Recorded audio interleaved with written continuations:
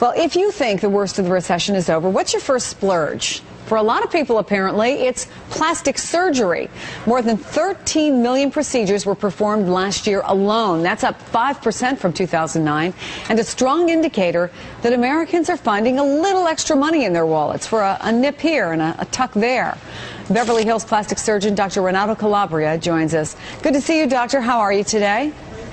Good morning. How are you? I'm well. I want to put up some of the numbers. 1.6 cosmetic surgical procedures, and we have a list of what people are having done. But I'm wondering what they're telling you.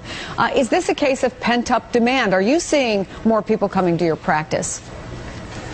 Well, we're definitely seeing an increase of plastic surgery procedures. You know, we thought was in the last 2 years, we sort of thought was a kind of recession caused, but we are seeing definitely an increased number, and therefore we're thinking positive for the next few years. You know, I've done a lot of stories in the last couple of years about people who have lost their jobs, and particularly for people who are a little bit older, 40s, 50s.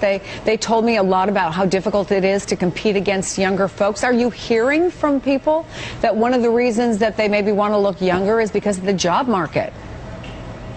We're hearing that, and it was first from Hollywood, and it was a Hollywood thing to blame their aging face more on, their unemployment more on the aging face than their fading skills. But now we see more and more in the common patients. They come in, the world is more competitive. It's very important to look younger and fresher. So there is definitely a trend of, even during the recession, we saw an increase in facelift procedures and body sculpting procedures. So it's very important to look younger in this society and be competitive. For men as well as women, doctor? Absolutely. Men, we see an increase in men surgery, especially facelift, liposuction, eyelid surgery. About 15 to 20% of plastic surgery population is men.